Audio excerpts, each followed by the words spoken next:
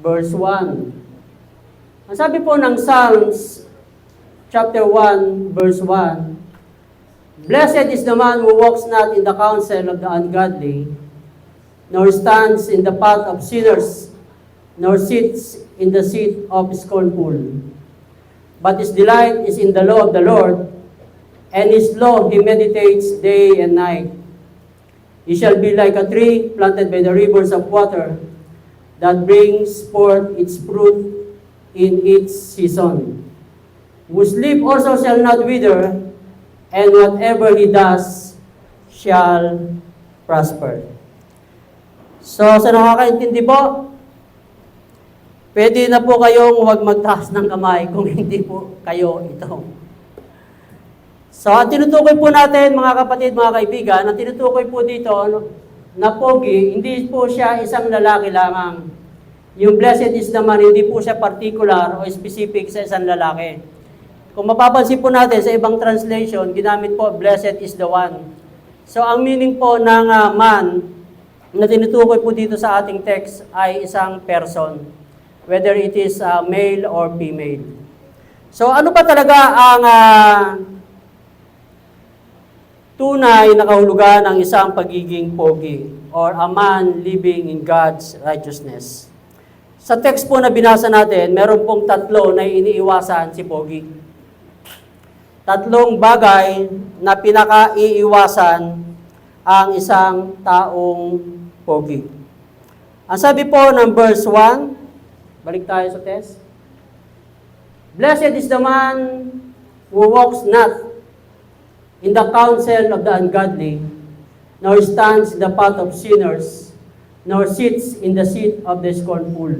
So may tatlong bagay po na iniiwasan ang pogi o ang righteous man.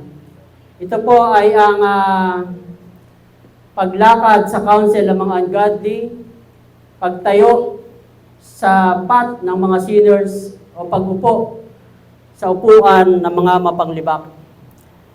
So first point po natin, the description. The description of a God, of a person of God inside. The description ni pogi. Number 1 point, the description. So yung tatlo po, for the sake of letter S, yung walk ay pinalitan natin ng stroll. Stroll is the synonym of walk. Ang ibig pong sabihin ng stroll, ikaw ay lumalakad, holding hands while walking. Sino nakaranas niyan? Holding hands while walking. Yan na, naranasan mo na ba yun? Hindi pa? Ay, hindi pogi kasama mo. So, imayin po natin, ito po yung tatlong description. Number 1, subpoint, stroll. Umiiwas po ang pogi o people of God inside doon sa paglakad sa mga taong o advice ng mga tao na unbeliever. Ang sabi po ng text na binasa natin, walk in the counsel of the wicked. O sa ibang translation ay godly. Umiiwas po siya, ungodly. Umiiwas po siya doon sa mga taong ganon. Hindi po siya kumukuha ng advice doon sa mga taong hindi naman believer. Mga kapatid, kasi ganito po yun. Tayo po bilang believer, tayo po dapat ang nagbibigay ng advice o nagbibigay ng counsel sa mga unbeliever. Hindi po tayo ang dapat tumatanggap ng counsel sa mga unbeliever. Hindi ko makakalimutan yung sinabi ni Pastor, we are enforcer of truth bilang believer. So lagi po tayong naka-pattern kung ano yung katotohanan na sinasabi ng Biblia. Hindi yung tayo ay Kristiyano, tapos tayo po ay binibigyan ng payo ng isang unbeliever. Of course, wala namang ibibigay na payo ang isang ungodly person, kundi tiwalis o hiwalay sa pananampalataya natin. So isa po yun sa hindi o ina-avoid ng isang taong pogi. Pangalawa, ang sinabi ng text, siya po ay hindi tumatayo, shall not stand. Doon sa mga gawi ng isang taong walang pananampalataya. Balik tayo doon sa text.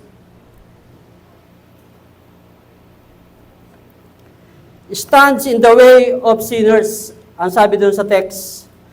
Ang ibig pong sabihin ng stands in the way of sinners, the points to becoming comfortable with sinful behavior and lifestyle. After po nating makisabay sa paglakad sa isang ungodly person, at the mere fact na ito ay tinanggap natin yung kanyang payo sa atin, at ito'y tinayuan natin, tayo po ay nagiging komportable na sa bagay na ginagawa o pinapayo sa atin ng isang unbeliever. So, kaya po ang isang taong may wisdom, hindi po siya, kaya niya pong bigyan ng stand yung kanyang pananampalataya o yung kanyang, kaya niya bigyan ng stance yung kanyang doktrina bilang isang believer. Amen? So, pangatlo po, ang sabi po, pangatlong ina-avoid ng pogi, people of God inside, ay yung seat na sinasabi. Ang sabi po ng text, nor seated in the seat of the scornful. Ang ibig pong sabihin, mga kapatid, mga kaibigan, ng scornful, ito po yung mga walang Diyos na manlilibak o nililibak ang Diyos. Ano ba ibig sabihin ng nililibak? Nilalait ang Diyos. Yung mga taong walang Diyos na sinasabi, kung totoong may Diyos, bakit ganito, bakit ganyan? Ito po ang nagiging daan kung bakit ang isang tao ay nauuwi sa rebellion. Yung tatlong stages po na tinukoy sa Psalms 1:1, ito po ay stages ng isang rebellion. Yung una ay makikilakad ka, pangalawa, tinayuan mo na, pangatlo, inupuan mo na. So, stages po yan ng rebellion, kaya ang Diyos ay galit sa mga taong ganon. At ito po ay alam ng pogi, dahil sa kanyang wisdom, iniiwasan niya ang mga bagay na hindi kalugod-lugod sa mga mata ng Diyos. Ang sabi po ng Proverbs chapter 13, verse 20, he who walks with the wise will become wise, but a companion of fools will be destroyed. So mga kapatid, kung tayo po ay merong nakakasalamuhang tao sa ating paligid, at alam naman natin na ito ay magbibigay ng kompromiso sa atin bilang isang mananampalataya, iwasan na po natin hanggat maaga. Dahil ang masama, pag ito po ay naging part na ng lifestyle natin at naging part na ng ating isipan, mahihiwalay po tayo sa ating pananampalataya. Imbes na tayo po ang nag-enforce ng truth o pananampalataya, tayo po ay madadala sa maling pananampalataya. Kaya nga yung mga, hanggang ngayon hindi ko malaman kung bakit yung isang babae, pag merong umi-escort na lalaki, ang tawag, manliligaw. Bakit po kaya manliligaw ang tawag doon sa isang lalaki, no, na lumiligaw doon sa babae? Parang masama yung dating, no? Manliligaw, nanliligaw, parang gano'n ang dating, no? Parang ang dapat sigurong mas tama ay yung kung ang isang lalaki na umi-escort sa isang babae, parang pangit na tawaging manliligaw, no? Tama? Kasi parang inililigaw mo ang isang tao doon sa kanyang dapat puntahan. Dapat gumagabay ang tawag, di ba? Anyway, naipasok ko lamang at pumasok lamang sa aking isipan dahil nga doon sa mga bagay na pwedeng mangyari sa isang believer. Point number 2, mabilis lang po tayo. Yung binanggit po natin kanina, ito po yung binabanggit. Hindi po ibig sabihin na tayo po ay na-involved dun sa tatlong letter S na binanggit natin kanina, stroll, stand tsaka seat, hindi po ito tumutukoy lamang sa isang persona o tao. Ito po ay pwede ring i-illustrate natin sa sistema ng mundo. Yung sistema ng mundo na pwedeng umagaw doon sa pananampalataya natin, doon sa lifestyle natin bilang isang mananampalataya. Kaya po ang warning ng Romans chapter 12 verse 2, do not conform to this world. Ang sabi po ni Paul. At ang sabi naman ni Paul sa Thessalonian chapter 5 verse 22, abstain from every form of evil. So hanggat maaari, kung alam natin na tayo ay mapapahamak sa isang bagay, iwasan na po agad natin yung mga bagay na yon. At iyon po ang ginawa o tinalakay ng psalmist doon sa kanyang Psalm na chapter 1 verse 1 hanggang 6 po yan. Pangalawa, the distinction. Meaning, ano po ba yung contrast ng isang pogi doon sa puro hangin ng dala o may PhD? So dito po natin malalaman, ihimayin po natin according sa ating text, ang pagkakaiba po ng dalawa. Kaya nagtanong ko kanina kung meron tayong makakasama, ano bang pipiliin mo? Pogi ba o may PhD? PhD in a tunay na meaning, ito po ay the highest degree in philosophy. Tama ba doon sa mga nag-aaral yan? So, pero binigyan po natin yan ng meaning ngayon. At sabi ko nga, puro hangin ang dala. At malalaman natin yan dito sa ating second point. Ang sabi po ng Psalms, verse 1 to 6, pakita mo nga, Yana.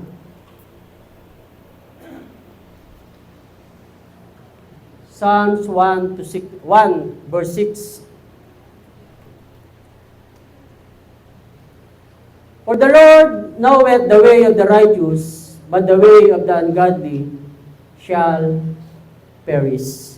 So mga kapatid, mga kaibigan, binigyan ng conclusion ng text ang mangyayari doon sa ungodly. Isang letter P po lamang yan na ang ibig sabihin ay perish. Ang ibig sabihin po niyan ay kamatayan o pagkapahamak. So, pero bigyan po natin siya ng iba pang meaning according dito sa ating outline.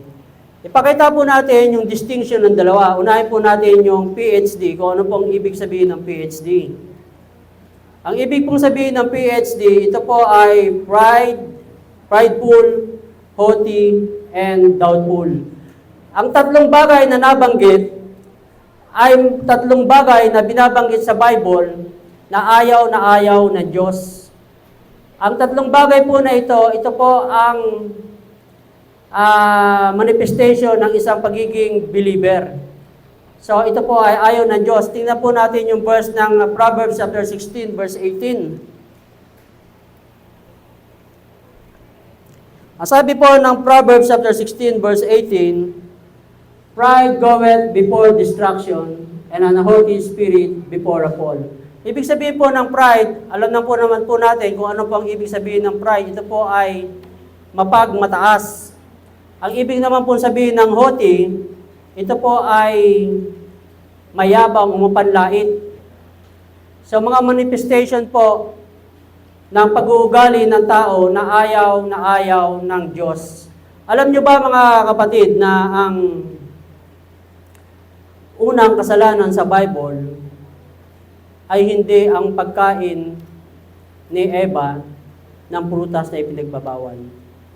Ang unang kasalanan po sa Biblia ay ang pagmamataas, pagmamalaki ni Lucifer na na-record po sa Ezekiel chapter 28, verse 12 pataas.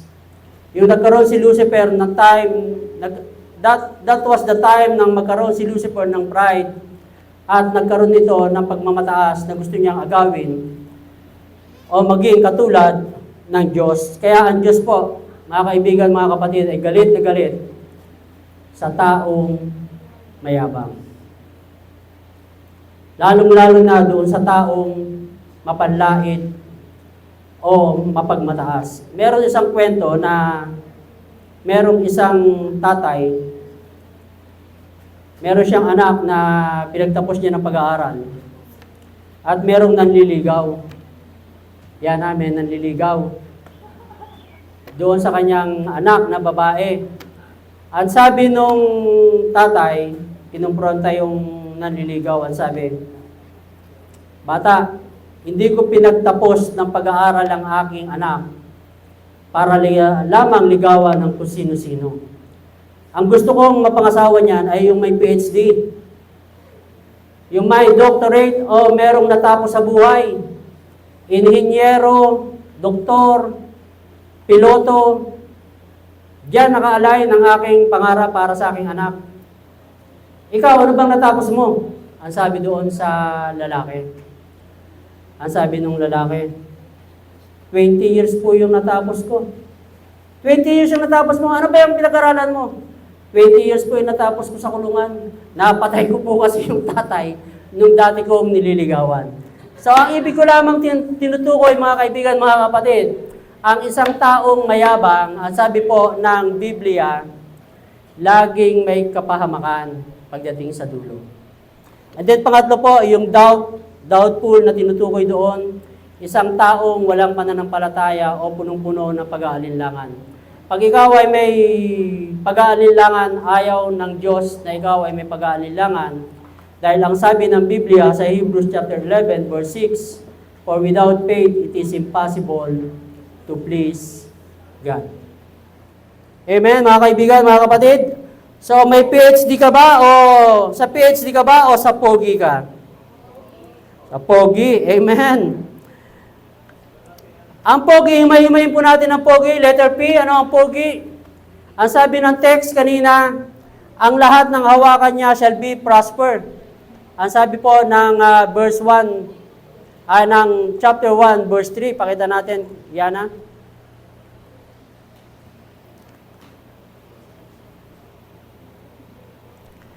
Whatever he does shall prosper. Ang sabi po ng text, chapter 1, verse 3. So, ang meaning po ng pogi, letter P, prosperous. Prosperous si pogi. So, ang meaning po ng prosperous na tinutukoy ng Biblia, hindi po ito tungkol lamang sa pera. Ang ibig pong sabihin, mga kaibigan, mga kapatid, ng isang taong prosperous sa Biblia, ito po ay pinagpala ng Diyos sa pamamagitan ng spiritual at ng mga bagay patungkol sa kagustuhan ng Diyos. Yung ikaw ay sumusunod according sa purpose ng Panginoon Diyos. Ito po ang tinatawag ng Biblia na prosperous. Pero hindi po ibig sabihin na ayaw ng Diyos doon sa taong maraming pera. Ang ayaw lamang ng Diyos, according sa Bible, ay mahalin mo ang pera at magpaalipin ka sa pera. Money is a good servant, but money is a terrible master. Ayun po ang sabi ng isang preacher. So, isa po yan, prosperous. Ang sabi po ng text, whatever he does shall prosper. So, tumutukoy po yan sa spiritual well-being, peace with God, may kapayapaan, wisdom, fruitful living, and success in fulfilling God's purpose. Ang sabi ng 3 John, verse 2, isang chapter lang yan, "Beloved, I pray that you may prosper in all things and be in health, just as your soul prosper." Pangalawa, letter O, obedient. Binigyan po natin ng acronym yung POGI, ano? Prosperous, and then pangalawa, letter O, obedient. Obedient ang man na tinutukoy dahil siya ay umiiwas doon sa mga bagay na binanggit natin sa tatlo. Meaning to say, meron siyang kaalaman doon sa mga bagay na dapat niyang sundan at mga bagay na dapat niyang iwasan. So, obedient. Ang sabi po ng John chapter 10 verse 27, "My sheep know my voice, and they follow me." Ayun po ang sabi ng John chapter 10 verse 27. So kung tunay kang Kristiyano, mga kaibigan, mga kapatid, alam mo ang boses ng Diyos at ikaw ay sumusunod. Amen? Obedient. Pangatlo, letter G, guided. Ang sabi ng text, like a tree planted by the waters, by the rivers of water. Ang ibig pong sabihin, yung water na tinutukoy doon sa text, ito po ay tumutukoy sa salita ng Diyos na nagbibigay ng gabay o buhay doon sa puno. Kung ang puno naman ay bibigyan natin ng illustration, kasi ang puno na tinutukoy dito ay ini-illustrate sa isang tao o sa isang Kristiyano. Ang isang Kristiyano na guided ng salita ng Diyos, siya po ay tunay na Kristiyano. Just a tree beside in river continually receives water, a person who stay close to God receives spiritual strength, nourishment, and stability. Ang water po na tinutukoy natin, kagaya ng sinabi ko, ito po ay Word of God. And then, pang-5, impressive. Impressive si Pogi. Ang tunay po na Pogi, yan hindi kailangan magpa-impress. Pag tiningnan mo ang isang Pogi, may impress ka na kagad, hindi niya kailangan magpa-impress. Amen? Ang tanong, na-impress ba ang kapitbahay mo? Ang mga tao sa paligid mo, ang ka-classmate mo, ang teacher mo sa buhay mo o sa tunay na persona mo bilang isang believer. Merong isang painting na pag tiningnan mo sa malayo, uy, ang ganda ng painting na yun. Pero pag nilapitan mo, pangit pala. Pero meron namang isang painting na pag tiningnan mo sa malayo ay maganda. Pero habang ikaw ay lumalapit, papalapit ng papalapit, mas lalo siyang gumaganda. At pag nakita mo, nagkakaroon ka ng insecurity, sino kayang gumawa ng painting na to?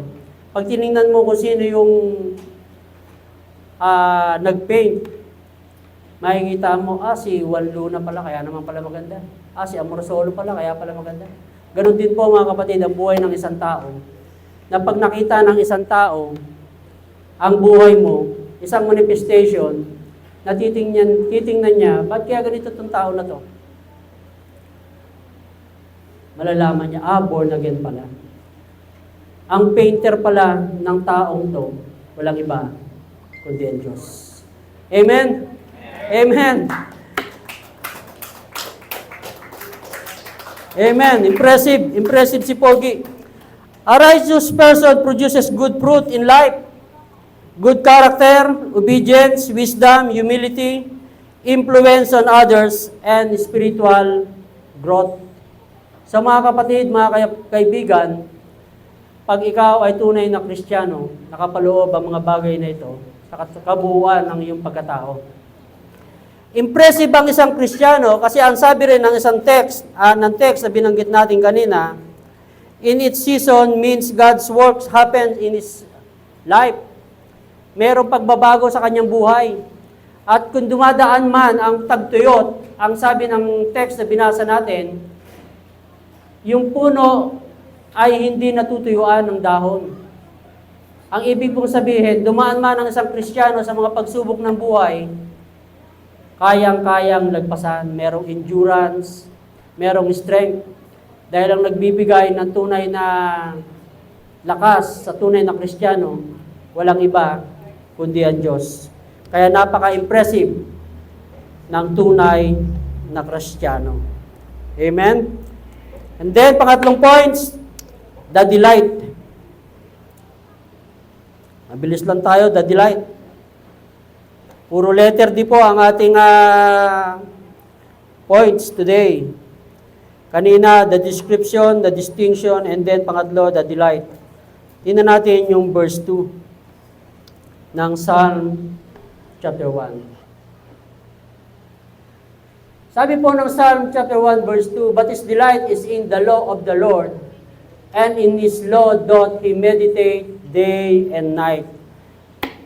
Mga Life of Grace, lagi po natin naririnig kay Pastor, meditate day and night, yung salita ng Diyos. Ito po ang sikreto kung bakit ang isang tunay na pogi ay nakakaiwas doon sa tatlong bagay na binanggit natin kanina. Ito po ang dahilan kung bakit ang tunay na pogi ay prosperous, obedient, guided, at impressive dahil po sa salita ng Diyos. At siya po, ang kanyang delight ay nandoon sa salita ng Diyos. Pinagbubulay-bulayan niya ito araw at gabi. Meditate on the Word of God. Ito po ang sabi ng chapter 1, verse 2.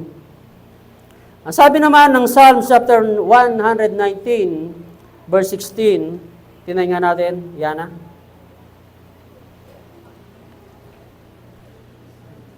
"I will delight myself in thy statutes, I will not forget thy word." Sa Tagalog pa, ako'y mag-aaliw sa iyong mga salita. So mga kaibigan, mga kapatid, ang tunay na Kristiyano ay may kaaliwan sa salita ng Diyos. Hindi yung tinutulugan yung salita ng Diyos. Amen? Amen. So may tatlong bagay po na pag ang isang tao ay naaliw o merong delight, may pleasure sa salita ng Diyos, may tatlong bagay na nagbabago sa isang tao. Ano po yun? Number 1 is affection. Number 2 is appetite. And then number 3 is attitude. Yung affection, yung kanyang pag-ibig, ay nagiging lubos, nagkakaroon ng drive para mas lalong tumaas yung kanyang pag-ibig sa salita ng Diyos. At yung kanya namang appetite, nagbabago. And then most especially, yung kanyang attitude. Kung dati-dati, pag pinaghuhugas ka ng pinggan, 3 plato ang nababasag, ngayon, wala na. Kasi wala nang pinggan eh. Amen. Amen. So nagbabago. Ang taong may pagkahumaling sa salita ng Diyos ay may pagbabago. Hindi pwedeng wala. Amen? Amen. So yung affection, appetite, at attitude ay nagkakaroon ng improvement. Ayan po ang resulta ng isang taong bumababad sa salita ng Diyos araw at gabi. Kung dati po, ikaw ay magagalitin. Ngayon, hindi ka na magagalitin. Matitisurin na lang. At least magkakaroon din ng pagbabago yung pagiging matitisurin mo. Diba? Basta tumuon ka lang ng tumuon sa pagbabasa ng Biblia. Amen, mga kapatid? Amen. So pangalawa, subpoint doon sa delight, motivated by the love of God. Kanina, meditate on the Word of God, ano? And then pangalawa naman is motivated by the love of God. Ang sabi po ng 2 Corinthians chapter 5 verse 14, ang isang taong may pagmamahal sa salita ng Diyos ay hindi pwedeng walang pagmamahal mismo sa salita ng Diyos o sa Diyos mismo, at hindi pwedeng hindi niya naintindihan ang pagmamahal ng Diyos sa kanyang buhay. 2 Corinthians chapter 5 verse 14, sa Tagalog, sapagkat ang pag-ibig ni Kristo ay ang siyang pumipilit sa amin. The love of Christ constraineth us, ang sabi po ng English version. So medyo nahihirapan lang po ako sa Tagalog kasi, yan, for the love of Christ constraineth us, because we thus judge that if one died for all, then we're all dead. Sa mga kaibigan, mga kapatid, motivated by the love of God. Hindi ka pwedeng magkaroon ng delight kung di ka namomotivate ng pag-ibig ng Diyos. Maraming believer, hindi taga Life of Grace to late dumadating sa church, sa service, hindi dahil sa malayo ang kanilang pinanggagalingan, kundi dahil malayo ang puso nila sa Diyos. Amen. Amen. Late kami kanina. Ay, dito ka tayo. So, motivated by the love of God. Mga kaibigan, mga kapatid, ang tunay na may pagmamahal o pagninilay-nilay o pleasure sa salita ng Diyos, ang pinanggagalingan po nito, naintindihan niya ang pag-ibig ng Diyos sa kanyang buhay. Amen? Kasi ninyo, pag nagbabasa kayo ng Bible, may kumukontra, inaantok ka, di ba? O kaya may biglang magte-text, biglang may iba yung attention mo, kasi ayaw ng kalaban na tumuong ka sa salita ng Diyos, ayaw ng kalaban na pag nilay-nilayan mo ang pag-ibig ng Diyos, dahil pag nilay-nilayan mo, pag pinag-nilay-nilayan mo ang salita ng Diyos, mas lalo mong makikilala ang sarili mo habang nakikilala mo ang Diyos sa buhay mo. Amen? Amen. Ang isang in love na tao ay paulit-ulit na binabasa ang love letter ng kanyang mahal. Amen? Noong araw, nung panahon nila pastor, wala pang mga text.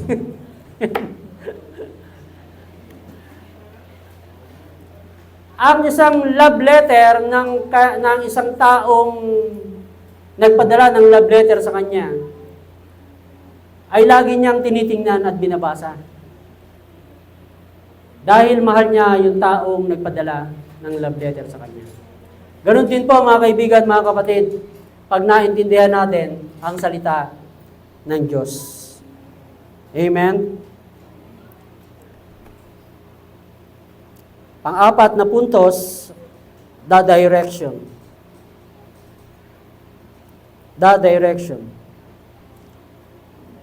Tingnan natin yung verse 6 ng chapter 1.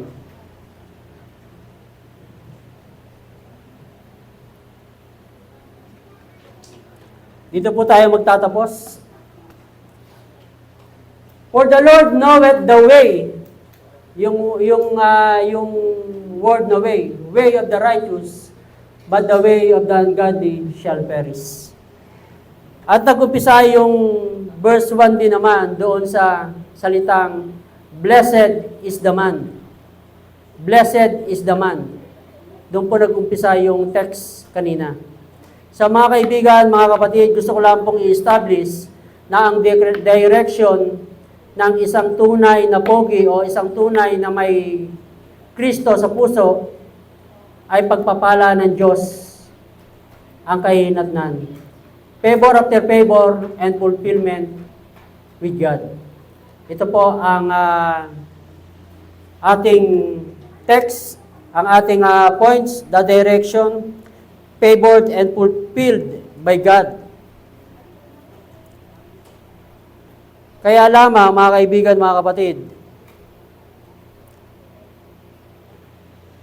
wala na po ito sa aking points, Ang tunay na Kristiyano ay tunay na may favor after favor, blessing after blessing sa Panginoon Diyos. Dahil ang root ng kanyang pagpapala ay walang iba kundi ang salita ng Diyos. At ang salita ng Diyos ang nagbibigay ng guidance para doon sa lugar na kanyang dapat tahakin. At alam naman natin na bilang isang tao, ay meron tayong kanya-kanyang lakarin sa buhay. Mga journey na hindi natin maiiwasan na minsan tayo ay dumadaan doon sa mga bakong-bakong part ng daan o mundo na ating nilalakaran. Hindi sinabi ng Biblia na pag ikaw ay isang Kristiyano na, exempted ka na sa mga troubles, trials, and testing ng buhay. Ang ipinangako ng Biblia, hindi kita iiwan o pababayaan. Amen? So dumaan man tayo sa mga lubak-lubak na bahagi ng buhay, alam natin na ang may hawak ng buhay at bukas, walang iba kundi ang nag-iisang Diyos na buhay ng ating buhay. Amen? Amen. Mga kapatid, huwag po tayong mag-dislocate. Ang isang bagay para mawala tayo doon sa 4 points, 4 na points na binanggit natin kanina is dislocation. May pang 5 points po sa pasanay, kaya lang ang dislocation po ng isang believer, ito po ay ang mawala tayo doon sa pleasure ng Word of God.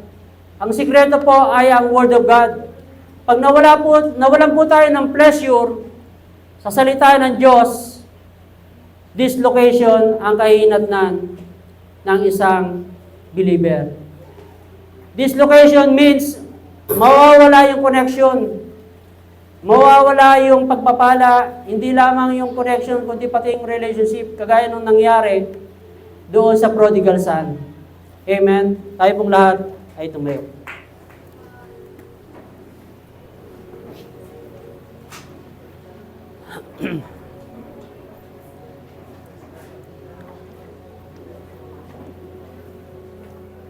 Let us pray.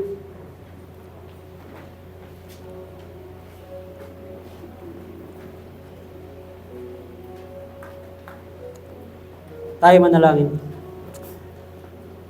Oh Father in Heaven, maraming salamat Ama sa pagpapaalala sa amin sa hapon na ito, Panginoon,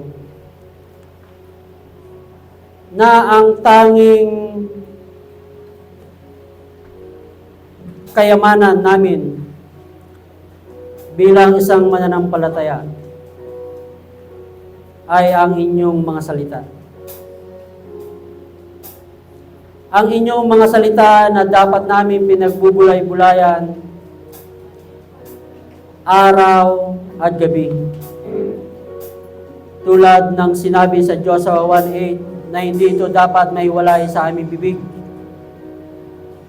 Bagkos ito ay pagbulay-bulayan namin sa araw at gabi para magkaroon kami ng tunay na buhay sa aming mga lakad dito sa mundong ibabaw. Lord, maraming salamat sa pagpapaalala ng mga bagay na ito sa hapon na ito. Sa gitna ng kongregasyong ito, Panginoon, Ikaw po ang mahayag sa bawat isa. Ikaw po ang magbigay ng wisdom. At Ikaw po ang magpala sa bawat isa na nakarinig ng iyong mensahe. Lord, tunay na wala kami magagawa kung kami po ay hiwalay sa inyo. Dahil ang tunay na tungtungan namin sa mundong ibabaw na ito ay ang inyong mga salita, O God. Maraming salamat sa pagbabagong buhay. Maraming salamat sa pagliligtas. Maraming salamat sa pagpapala. Maraming salamat